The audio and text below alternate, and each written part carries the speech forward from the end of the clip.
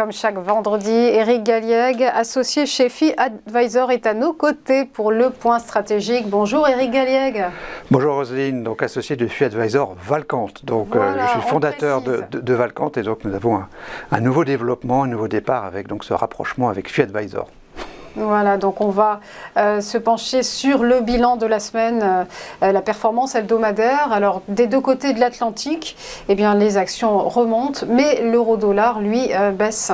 Exactement, c'est la tendance de la performance hebdomadaire des marchés, avec une hausse continue de l'ordre de 1% entre l'Europe et les États-Unis sur les actions, qui poursuivent donc leur tendance haussière, et donc un repli marqué de plus de 1% de la parité euro-dollar, qui confirme donc sur le retournement donc de l'évolution de ce paramètre important pour suivre les marchés d'actions.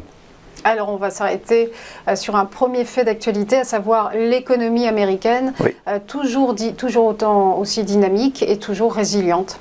Exactement, c'est le premier point. On a connu hier donc le PIB, la variation trimestrielle annualisée du PIB américain, donc à 2,4%. Au deuxième trimestre 2023, c'est une accélération par rapport au premier trimestre qui était à 2%, et c'est surtout significativement plus que ce qu'estimait le consensus des économistes à 1,8%. Donc il y a une surprise positive sur la conjoncture américaine. C'est bien sûr, en première analyse, et toutes choses égales par ailleurs, favorable au scénario de marché, puisque cela donne donc une base de croissance supérieure pour les entreprises. Donc c'est un premier point qui est positif pour l'économie américaine, donc qui est à nouveau très résiliente. Éric, on poursuit avec un tout autre contexte en Allemagne, avec des indicateurs économiques peu encourageants sur la première économie de la zone euro. Alors à l'opposé, et à nouveau, ça vient bien confirmer finalement le sentiment qu'il y a une forme de divergence entre la conjoncture économique américaine et la conjoncture économique de la zone euro, ou de l'Europe en général, c'est que effectivement l'IFO par exemple a été publié en baisse significative, et à nouveau très inférieur aux attentes du consensus des économistes. L'IFO qui est un indicateur avancé de l'économie allemande. On a eu le PMI allemand qui aussi était très inférieur aux attentes. Donc voilà, l'Allemagne reste en récession, c'est un peu le sentiment qu'on a. L'Allemagne est en récession, ce qui bien sûr est une mauvaise nouvelle pour la conjoncture générale de la zone euro, puisque l'Allemagne demeure de loin la première économie de la zone. Alors on va retenir également les bonnes performances financières des entreprises à l'issue de leur publication. Alors oui, on a une avalanche de publications pour les entreprises américaines et européennes. Et donc ce qu'on a relevé, c'est que globalement, alors il y a du positif et du négatif bien sûr, il y a du positif chez Alphabet, chez Microsoft, chez Meta, chez Stellantis, etc. Il y a du négatif ailleurs.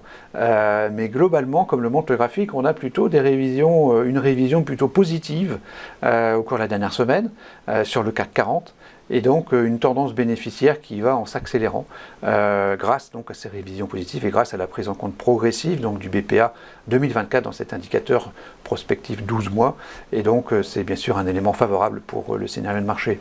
Éric, on va également revenir sur les récentes hausses de taux de la Fed et de la BCE. Le ton un peu plus dovish, ça n'est pas pour demain.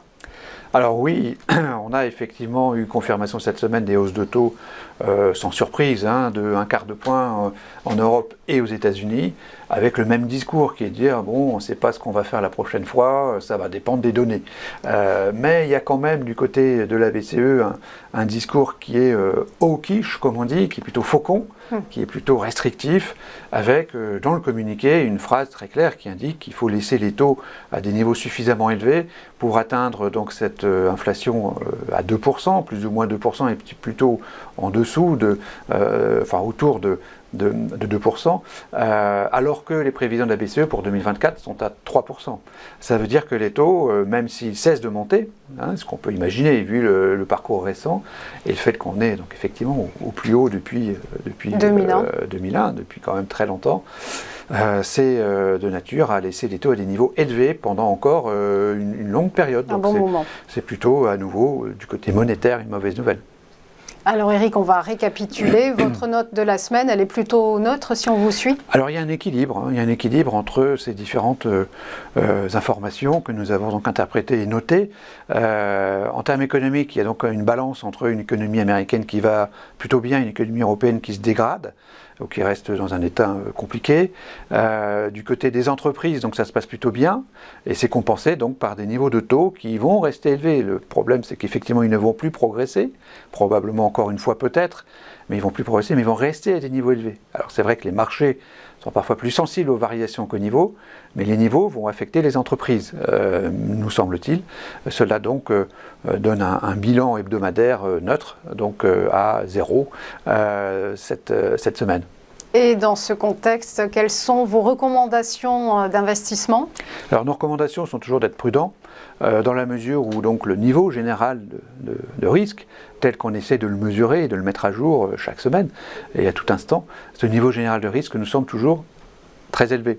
Il est très élevé notamment par le fait qu'il y a actuellement une opposition entre une tendance économique européenne qui est toujours à la dégradation et une restriction monétaire qui continue à s'aggraver. Donc c'est typiquement le genre de situation qui habituellement ou historiquement ou en analyse, je dirais, défavorable au futur des marchés d'actions. Donc c'est pour ça que nous sommes prudents et que donc notamment et essentiellement en raison de ce niveau de risque très élevé. Et donc on va marcher sur des œufs. Merci beaucoup Eric Galliègue pour vos conseils toujours précieux et on va vous souhaiter de bonnes vacances. Merci. Merci à vous. À suivre après une nouvelle pause, le Point Bourse. À tout de suite.